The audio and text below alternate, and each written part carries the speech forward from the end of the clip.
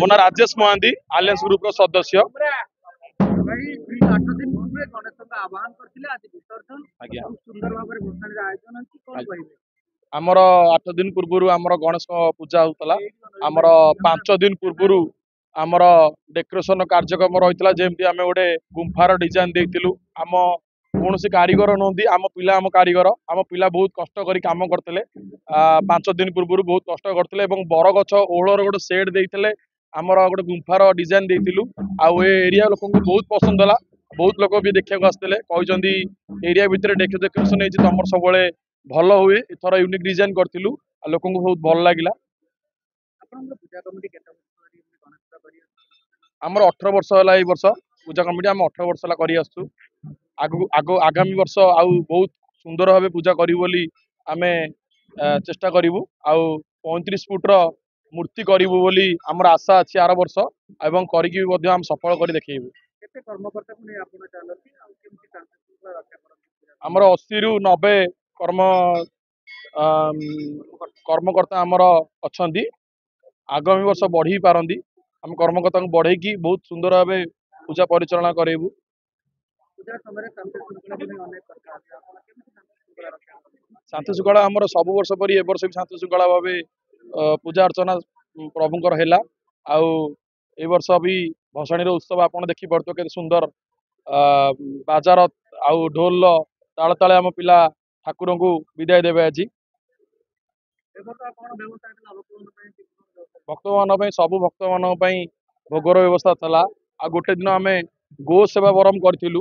ଆମର ଯୋଉ ଗାଈ ମାନେ ବୁଲୁଛନ୍ତି, ଯୋଉ ଗାଈ ମାନଙ୍କର ଦେହ ଖରାପ ଗୋ ମାତାଙ୍କର, ଏବଂ ସେମାନଙ୍କର ସବୁ ଆମେ ବ୍ୟବସ୍ଥା କରିଥିଲୁ। ଡକ୍ଟରଙ୍କୁ ଡାକିକି ଆମେ ତାଙ୍କର କାହାର ଅସୁବିଧା ହଉଥାଏ ଆମେ ତାଙ୍କୁ ଡାକ୍ତରଙ୍କୁ ଡାକି ଦେଖେଇଛୁ। ଏବଂ ଗୋ ସେବା ମାନଙ୍କୁ ସବୁ ଏରିଆ ଭିତରେ, ଆମର ଅସୁରଗଡ଼ ଏରିଆ ମଧ୍ୟରେ, ଜିଜିବି କଲୋନୀ ଏରିଆ ମଧ୍ୟରେ, ପାଣ୍ଡରା ଏରିଆ ମଧ୍ୟରେ ଆମେ ଗୋ ସେବା କରୁଛୁ। ଗାଈ ମାନଙ୍କୁ ଖାଇବାକୁ ଦେଇଛୁ। ଆଜି ଭସାଣୀ କାମ କଣ ହବ? ଡିଜେ ବି ତ ବନ୍ଦ ହେଇଛି, କେମିତି କଣ ଭସାଣୀ ହେଇଥିଲା?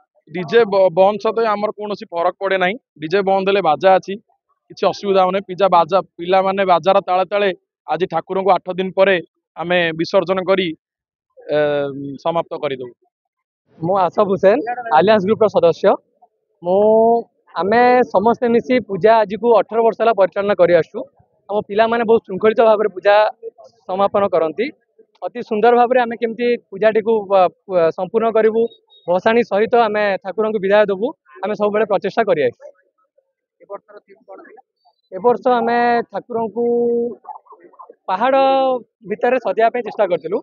ଗୁମ୍ଫା ଆକାରରେ ଆମେ ଡେକୋରେସନ କରି ଆମେ ଠାକୁରଙ୍କୁ ପୂଜା ଅର୍ଚ୍ଚନା କରିଥିଲୁ। କେତେ କର୍ମକର୍ତ୍ତା ଆପଣଙ୍କ ଥିଲେ? ଆମର 80ରୁ 90 ଜଣ ଆମର କର୍ମକର୍ତ୍ତା ଏଇ ବର୍ଷ ରହିଥିଲେ। ଆଗାମୀ ବର୍ଷ ହୁଏତ ବଢି ପାରନ୍ତି, କିଛି ସେଥିରେ ଅସୁବିଧା ନାହିଁ। ଆମେ ସମସ୍ତଙ୍କ ଭିତରେ ଆମେ ଶୃଙ୍ଖଳା ରଖିକି ଆମେ ପୂଜା କରିବାକୁ ଚେଷ୍ଟା କରୁ। ଲାଗୁନାହିଁ, ଡିଜେ ନାହିଁ, ଲାଇଟ୍ ନାହିଁ, ଖାଲି ଯାହା ସରକାରଙ୍କ ନିୟମ, ଆମେ ସରକାରଙ୍କ ନିୟମ ପାଳନ କରି ଆମେ ସବୁ କାମ କରି ଆସୁଛୁ। ଆମେ ସରକାରଙ୍କ ନିୟମକୁ ସ୍ୱାଗତ କରୁଛୁ ଏବଂ ଆମେ ସବୁ ପୂଜା ଅର୍ଚ୍ଚନା ଯେମିତି ଆମେ ଖାଲି ଏକା ପୂଜା କରୁନାହୁଁ, ସମସ୍ତେ ଏଠି ପୂଜା କରୁଛନ୍ତି, ସମସ୍ତେ ଶାନ୍ତି ଶୃଙ୍ଖଳା ସହିତ କରୁଛନ୍ତି। ଆମେ ମଧ୍ୟ ବାଜାରେ ସନ୍ତୁଷ୍ଟ, ସମସ୍ତେ ପିଲା ବି ସନ୍ତୁଷ୍ଟ, ଆରାମସେ ବାଜା ତାଳେ ତାଳେ ନାଚିକି ଆରାମସେ ଠାକୁରଙ୍କୁ ବିଦାୟ ଦେଇପାରିବେ। ଆଗାମୀ ବର୍ଷ ଆମେ ଆଶା କରୁଛୁ 35 ଫୁଟରୁ 40 ଫୁଟ ଉଚ୍ଚର ମୂର୍ତ୍ତି ସ୍ଥାପନ କରିବା ସହିତ ସୁନ୍ଦର ଭାବରେ ମେଲୋଡି କାର୍ଯ୍ୟକ୍ରମ ରହିବ ଏବଂ ଭକ୍ତମାନଙ୍କ ପାଇଁ କିଛି ଖାଇବା ପିଇବାର ବ୍ୟବସ୍ଥା ମଧ୍ୟ ରହିବ। ମୁଁ ନୀଲୁ ପୁଟିଆ, ସମାଜସେବୀ। ଆଜି ଆମର ଆଲିଆନ୍ସ ଗ୍ରୁପ ଗଣେଶ ପୂଜା ବହୁ ସମାରୋହ ପାଳନ କରାଯାଇଛି। ପିଲାମାନଙ୍କର ନିଜ ଇଚ୍ଛାରେ ନିଜ ଡିଜାଇନରେ ଆଜି ପୂଜା ପିଲାମାନେ କରିଥିଲେ। ବହୁତ ସୁନ୍ଦର ଭାବରେ 18ତମ ପୂଜା କରିଛନ୍ତି। ପିଲାମାନଙ୍କର ଗୋଟିଏ ଭଲ ସନ୍ଦେଶ ଦେଇଛି ସମାଜକୁ, ଯେ ଶୃଙ୍ଖଳିତ ଭାବରେ କେମିତି ପୂଜା କରାଯାଏ। ସେଇମାନେ ଆମର ସମସ୍ତେ ଏଜୁକେଟେଡ ପିଲା ଅଛନ୍ତି ଏ ଗ୍ରୁପରେ, ଆଲିଆନ୍ସ ଗ୍ରୁପ। 18ତମ ପୂଜା ଚାଲିଛି। ସମସ୍ତେ ପୂଜା ଆରମ୍ଭ ଦିନଠୁ ଆଜି ଭସାଣୀ ପର୍ଯ୍ୟନ୍ତ କୌଣସି ଜିନିଷ ଏଠି ଦେଖିବାକୁ ପାଉନି। ନିଜ ଇଚ୍ଛାରେ ପିଲାମାନେ କରିଛନ୍ତି, ନିଜ ଡିଜାଇନରେ କରିଛନ୍ତି ପୂଜାକୁ। ତେଣୁ ଏଇଟା ଗୋଟେ ସମାଜ ପାଇଁ ଗୋଟେ ଭଲ ଇଏ ଦିଆହେଇଛି ଯେ ସେମାନେ ନିଜେ ନିଜେ ଯଦି ଡିଜାଇନ କରି ପୂଜାକୁ କରିପାରିବେ, ଗୋଟେ ଉପଭୋଗ ଲାଗିବ। ଭଲ, ଆମେ ନିଜ ପୂଜା ଆମେ ନିଜେ କରୁଛୁ। ପିଲାମାନଙ୍କର ବହୁତ ଚେଷ୍ଟା ଅଛି, ରାତି ଦିନ ଅନିଦ୍ରା ହେଇ ରାତି ସେମାନେ କରିଛନ୍ତି, ନିଜର ଭାବି କରିଛନ୍ତି। ତେଣୁ ମାଙ୍କ ଏଇ ଯୋଉ ପୂଜା ହେଇଛି ଗଣେଶ ପୂଜା କରିଛନ୍ତି। ଜିଜିବି କଲୋନୀରେ ଆହୁରି ବହୁତ ଅନେକ ପୂଜା ହୁଏ, କିନ୍ତୁ ପିଲାମାନଙ୍କର ଯୋଉ ଉତ୍ସାହ ଅଛି ଆନନ୍ଦ ଅଛି ଆଜି କେତେ ଧୁମଧାମରେ ଦେଖନ୍ତୁ କେମିତି ବାଜା ବଜେଇ ସେମାନେ ପ୍ରୋସେସନ କରୁଛନ୍ତି। ତେଣୁ ନିଆରା ଭାବରେ ପିଲାମାନଙ୍କର ଯୋଉ ଉତ୍ସାହ ଅଛି ନିଶ୍ଚିତ ଭଲ ପୂଜା ହବ ଆଗକୁ ବହୁତ ବଡ଼ ପୂଜା କରିପାରିବେ ବୋଲି ମୋର ଆଶା ବିଶ୍ୱାସ ରହିଛି।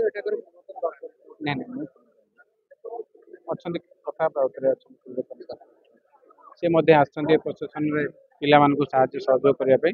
ତେଣୁ ଏଠାକାର ଯେଉଁମାନେ ବାସିନ୍ଦା ଅଛନ୍ତି ସେମାନଙ୍କର ସହଯୋଗ ରହିଛି ପିଲାଙ୍କ ପ୍ରତି ତେଣୁ ସମସ୍ତଙ୍କ ସହଯୋଗରେ ପୂଜା ହେଉଛି।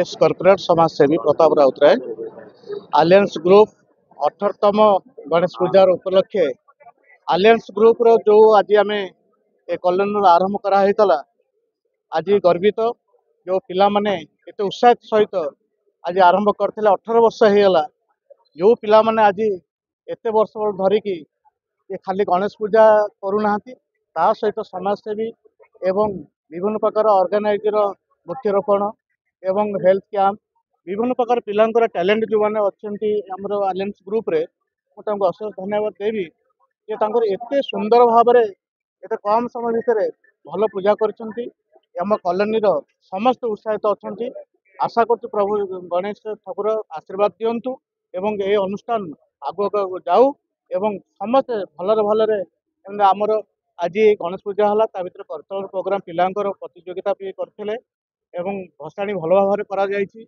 भावुची प्रभु गणेश ठाकुर समस्त आशीर्वाद दिंतु ये अनुष्ठान आगु आहुरी बहुत उन्नति करू ये मोर प्रत्याशा।